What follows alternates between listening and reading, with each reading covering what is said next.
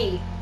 I want to share with you some of my recipes that I've been doing regularly, and they're very low carb, very high in protein, and very delicious. Now, what I've discovered with doing what is supposed to be done and living by the rules, it takes preparation. So I'm not going to, sugarcoat it.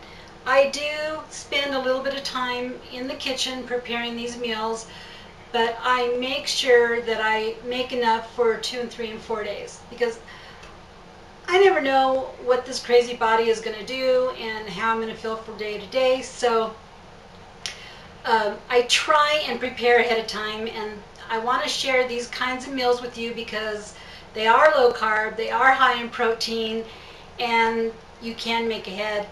Reheat them for lunch, reheat them for breakfast, reheat them for dinner. Pack them and heat them up at work in the microwave. So that's why I love it. So this is a quiche. Now let me tell you something about quiches. I never knew what a quiche was.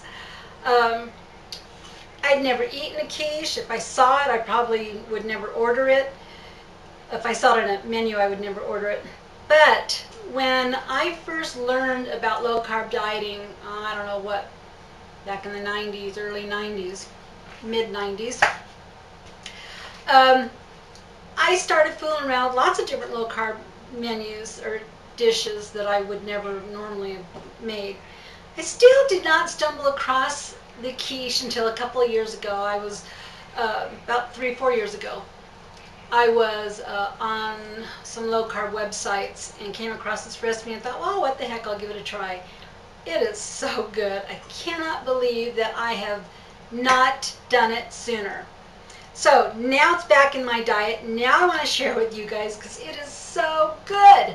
Okay, without further ado, it is also called a crustless quiche. Most quiches come with some kind of a crust. It's like a baked pie, like a shepherd's pie, sort of speak. But it's not. You don't need any kind of crust. You don't need to add those carbohydrates. It will make, it'll be a self-crustless or self-crust making wonderful dish. So what I have here, let's start. What I have here is a pound of sausage, some Italian sausage that I crumbled up. And I didn't feel there's any need for you to watch me to prepare any of this stuff. So you know how to crumble sausage or hamburger meat. And in this I added some chopped ham. So I'm going to put this down on the bottom of this Pyrex dish. Spread this out. A layer, a nice hefty, healthy layer right there. And then we're going to add some onion. I love onion. There's about 1/2 cup in this dish of onion. And then I'm going to layer it with a little bit of spinach. I put this box here because I had a hard time finding this spinach. It was very difficult to find, and I think it was difficult to find because we're so used to having our frozen veggies with cream sauce, and oh man, I can't tell you how many different frozen spinach I came across that had all kinds of sauces and whatnot on it. To find just regular spinach, So this is, I think, a 7 or 9 ounce box.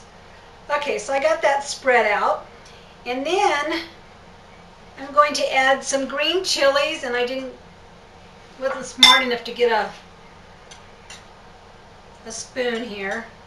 I'm on a green chili kick, so I've been cooking with green chili. And also with this video, you're going to see a chicken Mexican casserole that I'm also going to make at the end of this.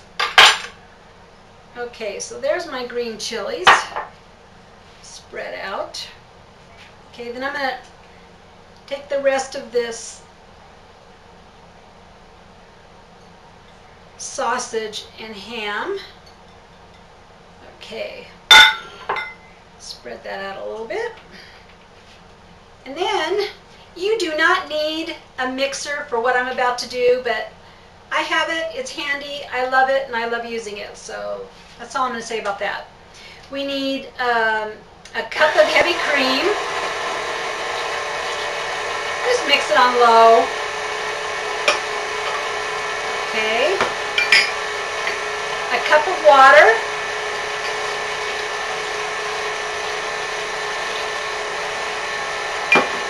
And 5 eggs. I like to drop a couple in, let them mix really well so it doesn't splash everywhere.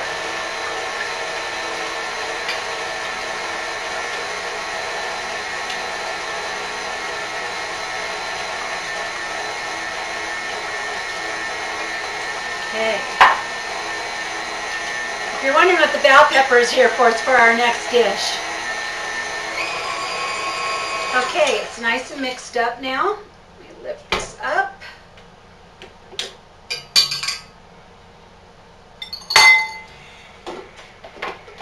And I'm going to pour this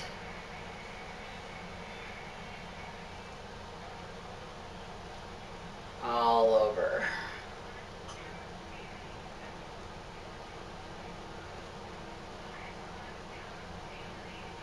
Okay.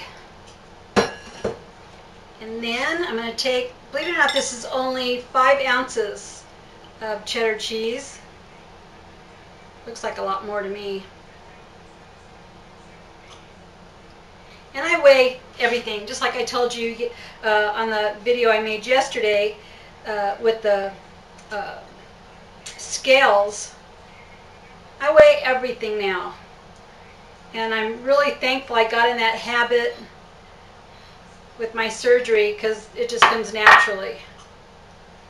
Okay, now this is it. Plain and simple.